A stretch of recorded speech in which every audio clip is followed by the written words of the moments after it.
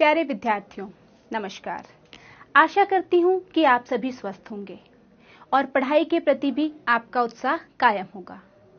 बच्चों, आज हम 10वीं कक्षा के विज्ञान का अध्याय धातु और अधातु पढ़ेंगे। सबसे पहले हम ये देखेंगे कि हमने क्या सीखा है। तत्वों को उनके गुण धर्मों के आधार पर धातु और अधातुओं में वर्गीकृत किया जाता है। क्या धातुओं और अधातुओं के सभी गुणधर्म एक समान होते हैं? क्या धातु और अधातु आपस में? बच्चों, आज हम क्या सीखेंगे? शुद्ध धातु कैसे प्राप्त की जाती है? वायु और जल के संपर्क में आने पर लोहे की कील पर क्या प्रभाव पड़ता है? धातुओं और अधातुओं के रासायनिक और भौतिक गुणधर्म। धातु और अधातुओं में गुणधर्मों के आधार पर अंतर करना। अभिक्रियाशीलता लड़ी या सक्रियता श्रेणी। धातुओं का निष्कर्षण और परिष्करण। धातु और अधातु कैसे अभिक्रिया करते हैं? आयनिक यौगिकों के गुणधर्म, संक्षारण और उससे सुरक्षा। तो बच्चों, अब हम सबसे पहले धातुओं के भौतिक गुणधर्मों के बारे में जानेंगे। बच्चों, सभी धातुएं कमरे के तापमान पर ठोस होती हैं, जैसे आयरन यानी कि लोहा, लेड, जिंक, कॉपर आदि। परंतु एक धातु ऐसी है जो तरल अवस्था में भी पाई जाती है और वह धातु है मरकरी या पारा। धातुएं ताप या ऊष्मा की अच्छी चालक होती हैं, जैसे चांदी और कॉपर। परंतु लेड और मरकरी ताप के अच्छे चालक नहीं हैं, अर्थात ये ऊष्मा के कुचालक हैं।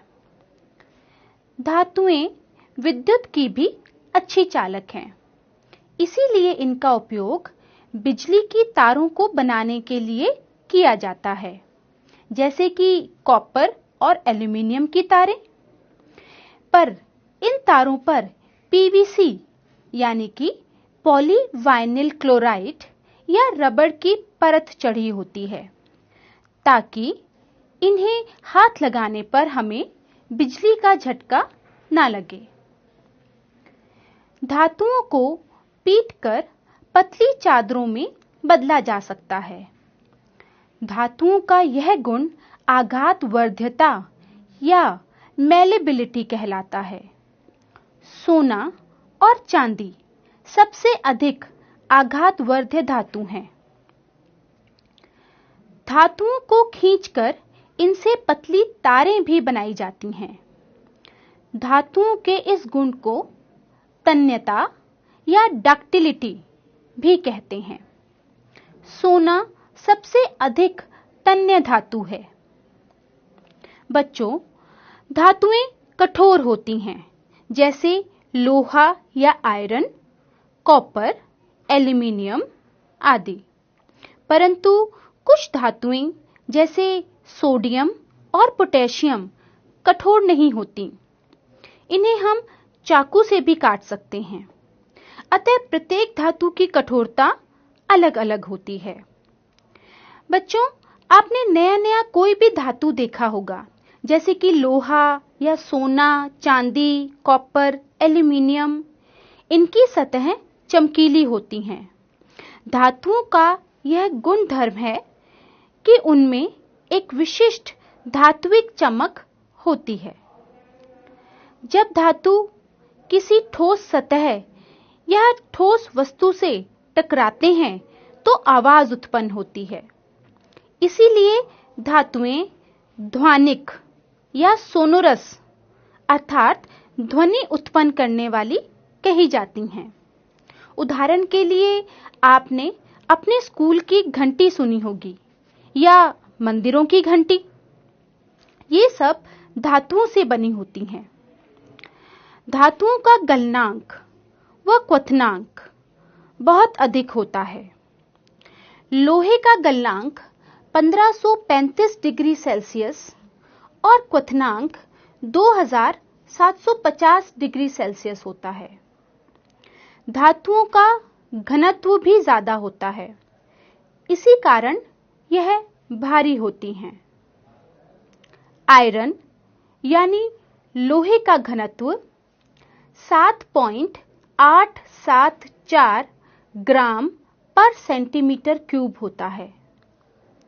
सोना, चांदी, लोहा आदि धातुओं का घनत्व ज्यादा होता है, परंतु सोडियम और पोटेशियम ऐसी धातुएं हैं जिनका घनत्व कम होता है। लिथियम सबसे कम घनत्व वाली अर्थात सबसे हल्की धातु है। आइए बच्चों, अब हम अधातुओं के भौतिक गुणधर्मों के बारे में बात करते हैं। अधातु ठोस और गैसीय अवस्था में पाई जाती हैं। जैसे सल्फर ठोस अधातु का उदाहरण है और ऑक्सीजन, नाइट्रोजन आदि गैसीय अधातु के उदाहरण हैं। परंतु अपवाद स्वरूप एक अधातु तरल यानी कि द्रव अवस्था में भी पाई जाती है और यह अधातु है ब्रोमीन। अधातु ऊष्मा और विद्युत की कुचालक होते हैं, परंतु कार्बन का एक अपर रूप ग्रेफाइट विद्युत का सुचालक है। अधातुएं भुरभुरी होती हैं, कठोर नहीं, इसलिए यह आसानी से टूट जाती हैं। जैसे कोयला जो कार्बन का रूप है। धातुओं को ना तो हम तारों में बदल सकते हैं और ना ही चादरों में बदला जा सकता है, अर्थात ये तन्यता व आघात वर्ध्यता का गुण नहीं दर्शाती। अधातु नर्म होते हैं, जैसे कि सल्फर, परंतु कार्बन जो कि एक अधातु है, उसका एक अपर रूप है हीरा, डायमंड। यह सबसे अधिक कठोर वस्तु है। अधातु चमकीले नहीं होते, जैसे कि सल्फर, परंतु आयोडीन एक ऐसा अधातु है जो चमकीला होता है। अधातु ध्वनिक नहीं होते, अर्थात इनसे ध्वनि उत्पन्न नहीं होती। अधातुओं का गलनांक और क्वथनांक भी धातुओं की तुलना में कम होता है।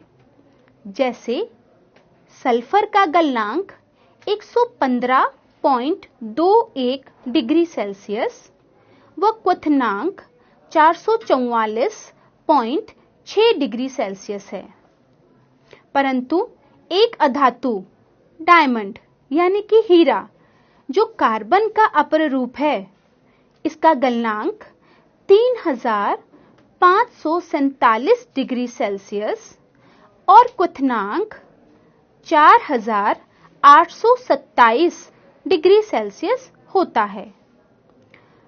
अधातुओं का घनत्व भी कम होता है, जिस कारण यह हल्की होती हैं। बच्चों, अब हम धातुओं के रासायनिक गुणधर्मों के बारे में जानेंगे। धातु ऑक्सीजन, जल, वायु और अम्लों के साथ अभिक्रिया करते हैं।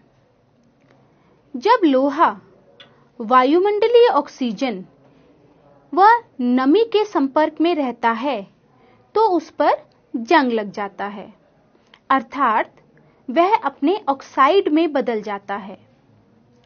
इसी तरह मैग्नीशियम रिबन को वायु में जलाने से वह मैग्नीशियम ऑक्साइड में बदल जाता है और जब इस रिबन की राख अर्थात मैग्नीशियम ऑक्साइड को पानी में घोला जाता है तो यह मैग्नीशियम हाइड्रोक्साइड बनाता है।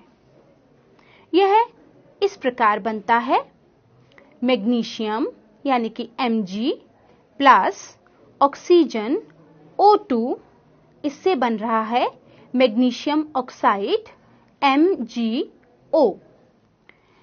MgO मैग्नीशियम ऑक्साइड जल से अभिक्रिया करता है प्लस वाटर H2O, इससे बन रहा है magnesium hydroxide MgOH positive 2, MgOH2 magnesium hydroxide.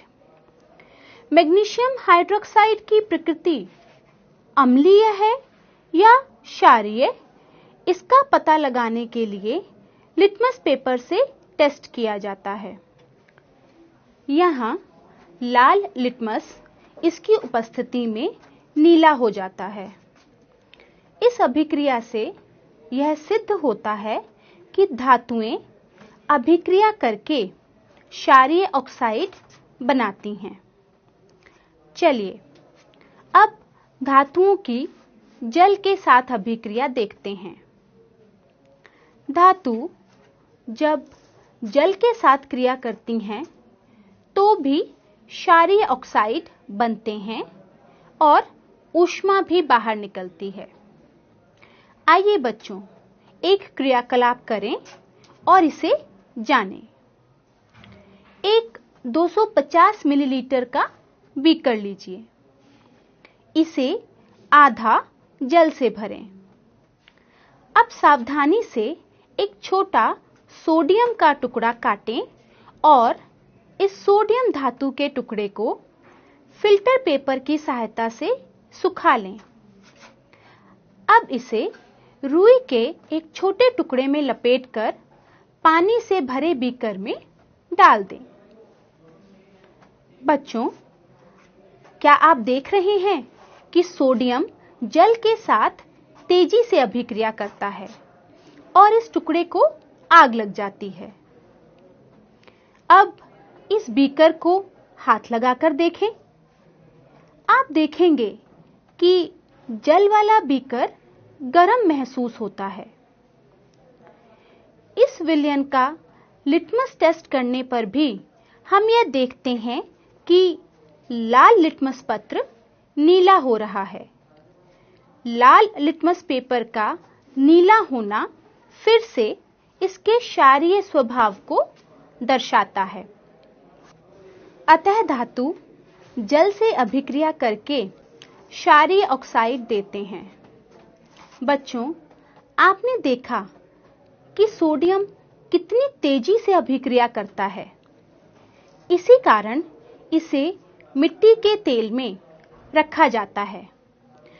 परंतु बच्चों, यहाँ एक बात ध्यान देने योग्य है कि सभी धातु जल के साथ इतनी तेज अभिक्रिया नहीं करते हैं। यहाँ पर हमने केवल सोडियम धातु लिया है जो तेजी से अभिक्रिया करता है। अन्य धातु जैसे कि लेड, कॉपर, सोना, चांदी जल से बिल्कुल भी अभिक्रिया नहीं करते हैं। धातु अम्लों के साथ अभिक्रिया करके हाइड्रोजन गैस बनाते हैं। इसे हम एक क्रियाकलाप के द्वारा समझते हैं। एक परखनली में 5 मिलीलीटर तनु सल्फ्यूरिक अम्ल लीजिए और एक बीकर में 20 मिलीलीटर साबुन का विलयन लें। अब परखनली में दानेदार जिंक डालें। हम देखते हैं कि परखनली में बुलबुले बनना शुरू हो जाते हैं। इन बुलबुलों को साबुन के विलयन में से गुजारें। अब जलती हुई माचिस की तीली को साबुन के विलयन से निकलते बुलबुलों के नजदीक लाने पर हमें पॉप पॉप की आवाज सुनाई देती है। यह हाइड्रोजन गैस की उपस्थिति दर्शाती है। अब धातुओं की क्षारों के साथ अभिक्रिया देखते हैं। बच्चों, धातु क्षारों के साथ क्रिया करके भी हाइड्रोजन गैस बनाते हैं और ऊष्मा मुक्त होती है। इसे हम एक क्रियाकलाप द्वारा देखते हैं। एक परखनली में सोडियम हाइड्रोक्साइड का ताज़ा विलयन बनाइए। इसे बनाने के लिए सोडियम हाइड्रोक्साइड की 3-4 टिक्कियां 5 मिलीलीटर जल में डालें। आपका सोडियम हाइड्रोक्साइड का विलयन तैयार हो गया है। अब इसमें एक एल्यूमीनियम फॉयल का टुकड़ा डालेंगे। देखिए, अभिक्रिया शुरू हो गई है। परखनली के मुंह के नजदीक जलती हुई माचिस की तीली ले जाने पर हमें फिर से पॉप पॉप की आवाज सुनाई देती है।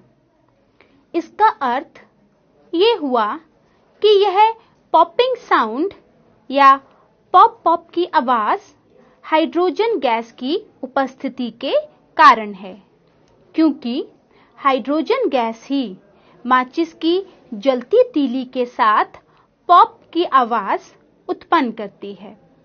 चलिए, अब हम देखते हैं कि अन्य धातु लवणों के विलयन के साथ धातुएं किस प्रकार अभिक्रिया करती हैं।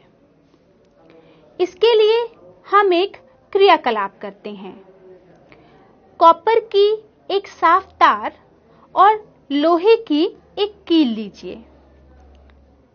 कॉपर की तार को एक परखनली में रखें जिसमें आयरन सल्फेट का विलयन है, और लोहे की कील को दूसरी परखनली में रखें जिसमें कॉपर सल्फेट का विलयन है। लगभग 20 मिनट के बाद अपने प्रेक्षणों को रिकॉर्ड करें। आपको किस परखनली में कोई अभिक्रिया हुई दिखाई दे रही है और ये किस प्रकार की है? आप देख सकते हैं कि पहली परखनली, जिसमें कॉपर की तार को आयरन सल्फेट के विलयन में डाला है, कोई बदलाव नहीं आया, जबकि दूसरी परखनली, जिसमें लोहे की कील को कॉपर सल्फेट के विलयन में डाला था, उसका रंग बदल गया है। ऐसा क्यों हुआ? क्योंकि लोहे ने कॉपर सल्फेट के विलयन से क्रिया करी और कॉपर सल्फेट में से कॉपर को विस्थापित कर उसकी जगह ले ली और आयरन सल्फेट बन गया, जिसका रंग हरा होता है। इस अभिक्रिया को विस्थापन अभिक्रिया कहा जाता है। इसमें अधिक अभिक्रियाशील धातु अपने से कम अभिक्रियाशील धातु को उसके यौगिकों के विलयन से विस्थापित कर देते हैं। चलिए, हम सक्रियता श्रेणी को देखते हैं। सक्रियता श्रेणी धातुओं की घटती अभिक्रियाशीलता के क्रम में अरेंज या व्यवस्थित एक लड़ी है, जिसमें धातुओं को उनकी घटती हुई अभिक्रियाशीलता के आधार पर ऊपर से नीचे की तरफ व्यवस्थित किया गया है। सबसे अधिक अभिक्रियाशील धातु पोटेशियम, उसके बाद sodium, calcium, magnesium, aluminium, zinc, iron, lead, hydrogen, copper, mercury, silver और सोना, ये सबसे कम अभिक्रियाशील धातु है। चलिए, हम देखते हैं कि धातु और अधातु आपस में किस प्रकार अभिक्रिया करते हैं। बच्चों, जैसे कि हमें पता है कि परमाणु के बाहरी शेल, जिसे वैलेंस शेल या संयोजकता कोश कहते हैं, में 8 इलेक्ट्रॉन होने पर, या जिसे हम कहते हैं अष्टक पूर्ण होने के कारण, नोबल गैसेस यानी आदर्श गैसें बहुत कम अभिक्रिया करती हैं। इसलिए तत्वों की अभिक्रियाशीलता को तत्वों के संयोजकता कोश में उपस्थित इलेक्ट्रॉनों की संख्या के आधार पर बता सकते हैं। आइए अब मैं आदर्श गैसों, कुछ धातुओं और अधातुओं की इलेक्ट्रॉनिक व्यवस्था को देखते हैं। धातुओं के परमाणुओं की बाहरी कोश में 1 से 3 इलेक्ट्रॉन होते हैं, 1, 2 या 3 इलेक्ट्रॉन्स, जिन्हें ये आसानी से देकर धन आयन बना लेते हैं। जबकि अधातुओं के परमाणुओं के बाहरी कोश में 4 से 7 इलेक्ट्रॉन होते हैं। अतः ये इलेक्ट्रॉन ग्रहण करके ऋण आयन बनाते हैं। अतः धातुओं पर धन आवेश या पॉजिटिव चार्ज होता है क्योंकि वो इलेक्ट्रॉन दान करती हैं, जबकि अधातुओं पर ऋण आवेश या नेगेटिव चार्ज होता है क्योंकि वो इलेक्ट्रॉन लेते हैं। एक तत्व के परमाणु से दूसरे तत्वों के परमाणु में इलेक्ट्रॉनों के आदान प्रदान से जो यौगिक बनता है उसे आयनिक यौगिक कहा जाता है। जैसे सोडियम क्लोराइड NaCl और मैग्नीशियम क्लोराइड MgCl2। आयनिक यौगिकों के गुणधर्मों को अब हम देखते हैं। पहला गुणधर्म, इनकी भौतिक प्रकृति। धन व ऋण आयनों के बीच मजबूत आकर्षण बल के कारण आयनिक यौगिक ठोस व थोड़े कठोर होते हैं। ये यौगिक सामान्यतः भंगुर होते हैं तथा दाब डालने से टुकड़ों में टूट जाते हैं। दूसरा गुण है गलनांक व क्वथनांक। आयनिक यौगिकों का गलनांक व क्वथनांक बहुत अधिक होता है क्योंकि मजबूत अंतर आयनिक आकर्षण को तोड़ने के लिए ऊर्जा की अधिक मात्रा की आवश्यकता होती है। तीसरा गुण है घुलनशीलता। आयनिक यौगिक सामान्यतः जल में घुलनशील होते हैं, परंतु केरोसिन या पेट्रोल जैसे विलायकों में ये अघुलनशील होते हैं। चौथा गुण है विद्युत चालकता। किसी विलयन में विद्युत के चालन के लिए आवेशित कणों अर्थात आयनों की गतिशीलता आवश्यक होती है। आयनिक यौगिकों के जलीय विलयन में आयन उपस्थित होते हैं। जब विलयन में विद्युत धारा प्रवाहित की जाती है तो यह आयन विपरीत आवेशित इलेक्ट्रोड की तरफ गति करते हैं। ठोस अवस्था में आयनिक यौगिक विद्युत का चालन नहीं करते क्योंकि ठोस अवस्था में दृढ़ संरचना के कारण आयनों की गति संभव नहीं होती है। अतः आयनिक यौगिक गलित अवस्था में विद्युत का चालन करते हैं। धातुओं का निष्कर्षण। पृथ्वी की भूपर्पटी में प्राकृतिक रूप से पाए जाने वाले तत्वों या यौगिकों को खनिज कहा जाता है। कुछ स्थानों पर इन खनिजों में कोई विशेष धातु काफी अधिक मात्रा में पाया जाता है, जिसे निकालना लाभकारी होता है। इन खनिजों को अयस्क कहा जाता है। धातुओं को उनके अयस्कों से निकालने की प्रक्रिया धातुओं का निष्कर्षण कहलाती है। धातुओं को उनकी अभिक्रियाशीलता के आधार पर ही निकाला जाता है। सबसे पहले हम बात करते हैं सबसे कम अभिक्रियाशील धातुओं की, जो कि सक्रियता श्रेणी में सबसे नीचे आती हैं, जैसे मरकरी यानी पारा और गोल्ड यानी कि सोना।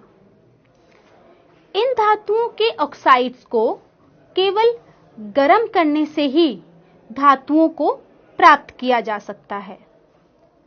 सिनाबार मरकरी के अयस्क का नाम है। इसका रासायनिक सूत्र Hgs है। इसे वायु में गर्म करने से यह सबसे पहले मर्क्यूरिक ऑक्साइड HgO में परिवर्तित होता है और फिर ज्यादा गर्म करने पर यह मरकरी में अपचयित हो जाता है। मध्यम अभिक्रियाशीलता वाली धातुएं ये हैं आयरन, जिंक, लेड और कॉपर। ये प्रकृति में सामान्य रूप में सल्फाइड या कार्बोनेट के रूप में मिलती हैं। सल्फाइड अयस्कों को ज्यादा वायु की उपस्थिति में अधिक ताप पर गर्म करने से यह ऑक्साइड में परिवर्तित हो जाती है। इस क्रिया को भर्जन कहा जाता है। जबकि कार्बोनेट अयस्कों को वायु की सीमित मात्रा में अधिक ताप पर गर्म करने पर यह ऑक्साइड में परिवर्तित हो जाती है। इस प्रक्रिया को निस्तापन कहते हैं। इसके बाद कार्बन जैसे उपयुक्त अपचायक का प्रयोग करके इन धातु ऑक्साइड्स को धातुओं में बदला जाता है। जैसे जब जिंक ऑक्साइड को कार्बन के साथ गर्म किया जाता है तो यह जिंक धातु में अपचयित हो जाता है। अब आती हैं सबसे उच्च अभिक्रियाशील धातुएं। यह सक्रियता श्रेणी में सबसे ऊपर स्थित होती हैं, जैसे सोडियम, पोटेशियम और कैल्शियम। इन धातुओं को विद्युत अपघटनी अपचयन द्वारा प्राप्त किया जाता है। जैसे सोडियम को उसके अयस्क जैसे सोडियम क्लोराइड से विद्युत अपघटन द्वारा निष्कासित किया जाता है। इस अभिक्रिया में कैथोड यानी ऋण इलेक्ट्रोड पर धातु अर्थात सोडियम जम जाता है और एनोड यानी कि धन इलेक्ट्रोड पर क्लोरीन गैस मुक्त होती है। चलिए अब हम धातुओं के परिष्करण के बारे में जानते हैं। धातुओं से अपद्रव्य हटाने के लिए सबसे प्रचलित विधि विद्युत अपघटनी परिष्करण है। Copper, zinc, tin, silver, gold, निकल आदि अनेक धातुओं का परिष्करण विद्युत अपघटन द्वारा ही किया जाता है। इस प्रक्रम में अशुद्ध धातु को एनोड अर्थात पॉजिटिव इलेक्ट्रोड और शुद्ध धातु की पतली परत को कैथोड अर्थात नेगेटिव इलेक्ट्रोड बनाया जाता है। उसी धातु के लवण के विलयन का उपयोग विद्युत अपघटय के रूप में होता है। विद्युत अपघटय में से जब विद्युत धारा प्रवाहित की जाती है तब एनोड पर उपस्थित अशुद्ध धातु विद्युत अपघटय में घुल जाता है और उतनी ही मात्रा में शुद्ध धातु विद्युत अपघटय में से कैथोड पर निक्षेपित हो जाती है। अविलय अशुद्धियां एनोड की तली पर निक्षेपित हो जाती हैं, जिन्हें हम एनोड पंख कहते हैं। चलिए बच्चों, अब हम संक्षारण के विषय में पढ़ते हैं। संक्षारण के बारे में बच्चों हमने पहले अध्याय में पढ़ा ही है, इसके बारे में आप जानते हैं। जैसे सिल्वर या चांदी को हवा में, वायु में कुछ दिनों तक खुला रखने पर वह काली पड़ जाती है। ऐसा वायु में उपस्थित हाइड्रोजन सल्फाइड के साथ चांदी की अभिक्रिया के कारण बने सिल्वर सल्फाइड की वजह से होता है। सिल्वर सल्फाइड की काली परत चांदी के ऊपर जम जाती है। इसी तरह बच्चों आपने तांबे के बर्तन देखे होंगे। तांबा वायु में उपस्थित आर्द्र कार्बन डाइऑक्साइड से अभिक्रिया करने पर अपने भूरे रंग की चमक को खो देता है और तांबे के ऊपर एक ग्रीन कलर की कॉपर कार्बोनेट की परत जम जाती है। और लोहे के बारे में बच्चों आप सब जानते हैं। लोहा आर्द्र वायु से, नमी से अभिक्रिया करके ब्राउन रंग की एक परत बना लेता है अपने ऊपर, जिसे हम लोग कहते हैं जंग लगना या लोहे का संक्षारण होना। तो बच्चों अब हम ये देखते हैं कि लोहे का संक्षारण होने के लिए हमें किन किन परिस्थितियों का ध्यान रखना होता है, या लोहे के संक्षारण के लिए कौन कौन सी परिस्थितियां आवश्यक हैं। 3 परख नलियां लीजिए और प्रत्येक में स्वच्छ लोहे की 1-2 कील डाल दीजिए। परख नलियों को A, B और C नाम दीजिए। अब परख नली A में थोड़ा जल डालकर कॉर्क से बंद कर दीजिए। परख नली B में उबलता हुआ आश्वित जल डालकर उस पर 1 मिलीलीटर तेल डालें और इसे भी कॉर्क से बंद कर दें। इससे तेल जल पर तैरने लगेगा और वायु को जल में मिक्स होने से रोक देगा।